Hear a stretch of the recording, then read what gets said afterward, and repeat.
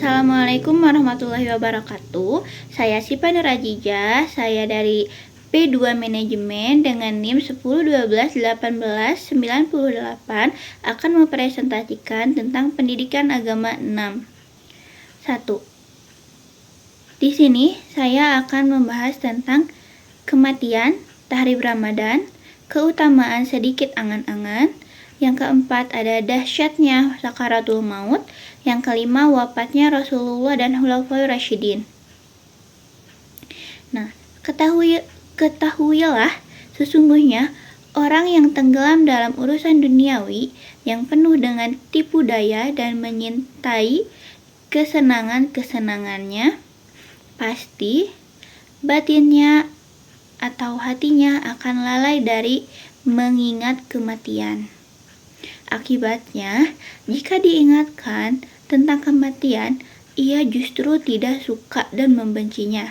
Mereka itulah orang-orang yang disinggung dalam firman Allah Ta'ala, yang artinya, katakanlah sesungguhnya maut yang kalian lari darinya, itu pasti akan mendapati kalian.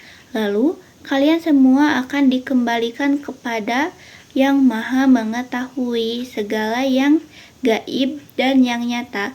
Kemudian dia akan memberitahukan kepada kalian apa-apa yang telah kalian lakukan. Quran Surat Al-Jumu'ah ayat 8. Selanjutnya ada tahrib Ramadan. Tahrib Ramadan merupakan hal-hal yang kita lakukan untuk menyambut bulan Ramadan, agar kita bisa mengisi bulan istimewa ini dengan hal-hal yang baik atau yang mengandung nilai pahala. Berikut ini adalah contoh tahrib Ramadan. Yang pertama yaitu membaca doa untuk menyambut Ramadan. Yang kedua, membaca doa saat melihat hilal Ramadan. Yang ketiga, menyucikan niat. Yang keempat, mempersiapkan kesehatan fisik. Yang kelima, memperdalam ilmu agama.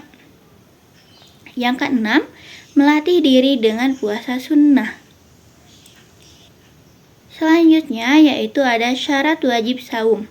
Yang pertama, beragama Islam. Yang kedua, menetap. Yang ketiga, suci dari haid dan nifas. Yang keempat ada mampu. Yang kelima, berakal. Yang keenam, baligh. Dan yang ketujuh, sehat.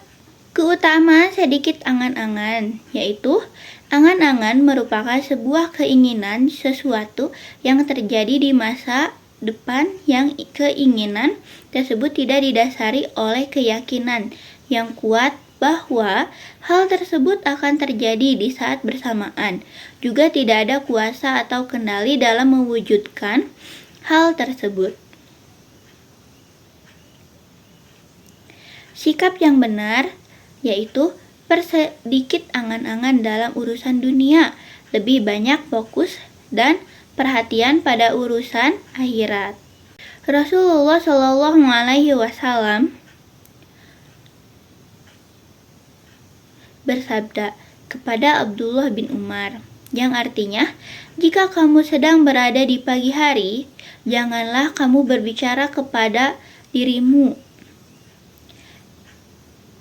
sendiri tentang petang hari nanti.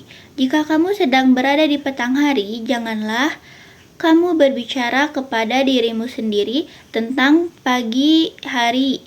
Jadikan hidupmu sebagai modal untuk menghadapi kematianmu, dan jadikan sehatmu sebagai modal untuk menghadapi sakitmu. Sesungguhnya kamu, wahai Abdullah, besok sudah tidak tahu siapa namamu. Hadis riwayat Ibnu Hibban. Muhammad Shalihin, Imam Ghazali pernah mengatakan bahwa sakaratul maut adalah ungkapan rasa sakit yang menyerang inti jiwa dan menjalar ke seluruh bagian jiwa, sehingga tiada satupun bagian jiwa yang terbebas dari rasa sakit tersebut. Sebelum merasakan kematian, manusia akan mengalami sakaratul maut, yakni keadaan saat roh akan berpisah dari jasad secara perlahan. Semua hal yang dirasakan selama proses tersebut hanya dirasakan oleh jiwa, tapi juga oleh jasad atau kondisi biologis manusia. Diriwayatkan dari Al-Hasan Al-Basri, sesungguhnya Rasulullah Shallallahu Alaihi Wasallam menyebut-nyebut tentang kematian, duka dan rasa sakitnya. Beliau bersabda, sakitnya sama dengan 300 tusukan pedang. Nabi Shallallahu Alaihi Wasallam ditanya soal kematian dan kesukarannya. Maka beliau menjawab dalam sabdanya, kematian yang paling ringan ialah seperti batang berduri yang menancap pada selembar kain wol. Apakah mungkin bisa mencabut batang berduri itu tanpa bulu-bulu dari kain wol itu? Hadis riwayat Ibnu Abi Dunya. Khulafah berarti jamak dari khalifah yang memiliki arti pengganti, sedangkan kata ar-rasyidin yaitu mendapat petunjuk. Jadi, Khulafaur Rasyidin adalah para pengganti yang mendapatkan petunjuk Khulafaur Rasyidin. Ialah para pemimpin yang menggantikan tugas-tugas Rasulullah Shallallahu Alaihi Wasallam. Rasulullah Shallallahu Alaihi Wasallam wafat pada 2 Rabiul Awal 11 Hijriah tanpa meninggalkan surat wasiat kepada seseorang untuk meneruskan kepemimpinannya, kekhalifahan.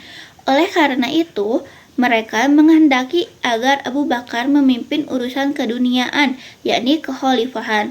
Kelompok yang lain berpendapat bahwa orang yang paling berhak atas kekhalifahan adalah Ahlul Bait Rasulullah SAW, yaitu Abdullah bin Abbas atau Ali bin Abu Thalib.